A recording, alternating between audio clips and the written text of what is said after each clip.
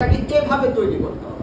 দেখেন বর্তমান সময়েও আল্লাহ পাক অনেকের আমল কবুল করেন, সরাসরি সবার জন্য তা প্রকাশ না করলেও মাঝে মাঝে দুই একটা ঘটনা প্রকাশিত হয়। আপনারা অধিকাংশ লোকেরাই হয়তো বা জেনে থাকবেন, এই কিছুদিন আগে এই বছর যারা হজ করতে গেছেন এদের মধ্যে এমন একজন হাজি আছে যে হাজির ইতিহাস আমি মনে করি গোটা বিশ্বের এখন প্রায় সব মুসলমানরাই জানে। এই খবরটা প্রচারিত হয়েছে RTV নিউজে 26শে মে এই 25 সালে। আমি যখন এই খবরটা পড়ছিলাম ওদের রিপোর্টে, অনলাইন পোর্টালে ওনারা একটা রিপোর্ট করেছিল, আমি এত আশ্চর্য হয়েছি যে এটাও কি বর্তমান যুগে সম্ভব।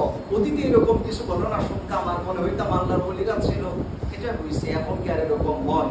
এখনো যে হয় আপনি দেখুন, বর্তমান এই হাজিদের যারা হজ করছেন এদের মধ্যে একজন ব্যক্তি আছে যার নাম হচ্ছে আমের মাহাদি মানসুর আল কাদি।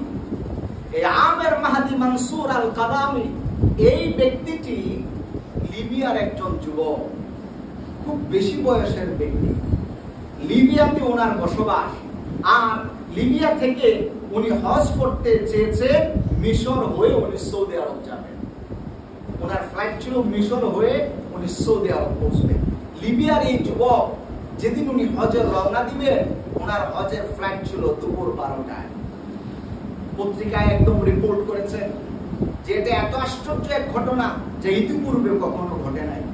লিবিয়ার এই যুবক আমের আল মাহাদি দুপুর বেলায় ফ্লাইট, যথাযথ নিয়মে সব হাজিরা ওনার সাথে যারা ছিল সবাই গেল হজের জন্য, যা বোর্ডিং পাস করছে সবাই বোর্ডিং পাস করে সামনের দিকে এগোচ্ছে।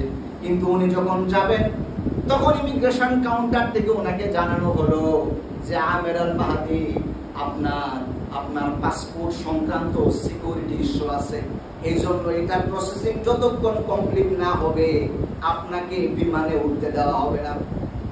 আমের আল মাহাদি বললেন যত দ্রুত সম্ভব তা সমাধান করেন, কিন্তু প্রসেসিং এ তো সময় লাগে, সময় যত কালকে পর হচ্ছে কিন্তু সমাধান হচ্ছে না। ওইদিকে বিমানের ফ্লাইট হলো 12টায় বিমান ফ্লাই করবে। সব যখন ঠিকঠাক হলো, বিমানের যিনি পাইলট আছেন উনি সব হিসাব নিকেশ করলেন, সবাই আছে কিন্তু বাকি আছে একজন, আমের আল মাহাদি। অল্প কিছুক্ষণ অপেক্ষা করলেন, কিন্তু ফ্লাইট তো লম্বা সময় ধরে একজনের জন্য বসে থাকবে না।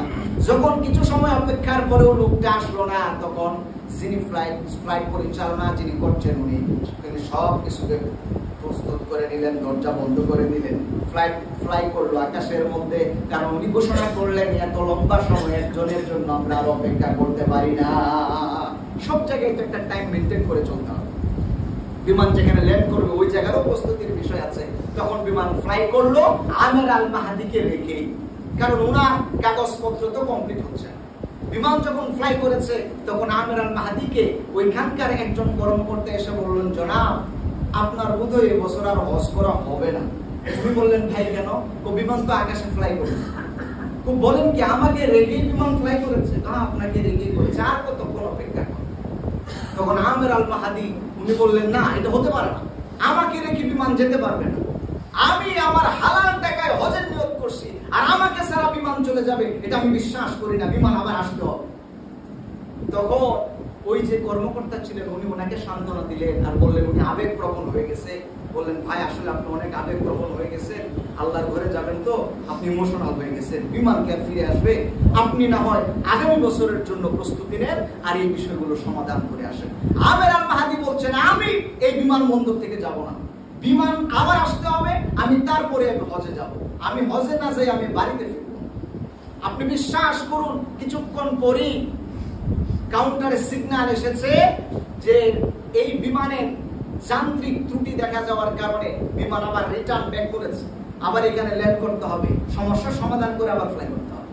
একটু পরে আবার বিমান যথা জায়গায় আসে আবার ল্যান্ড করেছে। আমের আল মাহাদি তখন খুশিতে বাগবাগ যে এইবার তো বিমান ফিরে এসছে। অ্যানাউন্স যখন ওই জায়গায় হলো প্ল্যাটফর্মে, তখন খুব খুশি হলেন আর বললেন আমার সমস্যাটা দ্রুত সমাধান করেন আমি যেন উঠতে পারি। কিন্তু তখনও ওনার সমস্যার সমাধান হলো না। বিমান যখন নেমেছে, বিমানের যান্ত্রিক যা ত্রুটি ছিল তা সমাধান করে আবার পাইলট আবার বিমান আকাশে উড়ে গেছে। আমের আল মাহাদিকে যখন বলা হলো ভাই বিমান তো আবার উড্ডীন করছে, আপনার এই বছর আর যাওয়া সম্ভব নয়। কিন্তু উনি নাসুর বান্দা, উনি আর এই বিমানবন্দর ত্যাগ করছেন না, ওখানেই বসে রইলেন।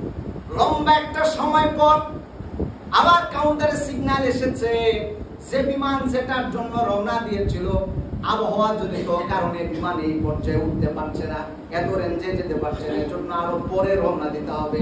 বিমান আবার ব্যাক করে ওই আবার একই প্ল্যাটফর্মে এসে নেমেছে।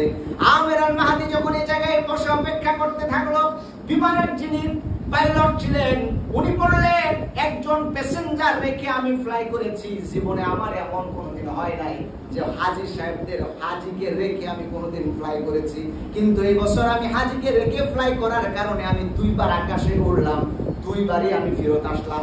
আমার মনে হয় এই হাজী সাহেব ছাড়া বিমান আর চলবে না। আল্লাহু আকবার। পাইলট বললেন, যতক্ষণ ওনার কাজের সমাধান না হবে ততক্ষণ আমি বিমান নিয়ে আকাশে উড়বো না। ওনার কাজের সমাধান হয়েছে, আমের আল মাহাদি বিমানে উঠেছে, তারপর সেই বিমান ফ্লাই করেছে। বিশ্বাস করুন, এটা এখনকার যুগের ঘটনা হয়। এটা যদি আরো 10 বছর 20 বছর আগে হতো, আমরা মনে করতাম আল্লাহর ওলির ঘটনা। তো আপনি দেখেন এখনো যে এরকমটা হয়। আমার প্রিয় ভাইরা, এজন্য আল্লাহ তাআলার জন্য আমাদের নিরেট অন্তর থেকে নিয়ত করতে হবে, আল্লাহ কবুল করেন। আমার প্রিয় ভাইরা, সময় আমাদের একেবারেই সংক্ষিপ্ত, জামাতের সময় আমাদের হয়ে যাচ্ছে। আমাদের জামাত পূর্ব 2-1টি কথা রয়েছে, এই বিষয়গুলো এখন আপনাদের সামনে উপস্থাপন করতে চাই। সম্মানিত মুসল্লিয়ানে কেরাম, আমাদের পবিত্র ঈদুল আযহা, এই পবিত্র ঈদুল আযহা জামাতের ভলান্টিয়ারের যারা দায়িত্ব পালন করছেন, আমি এই সমস্ত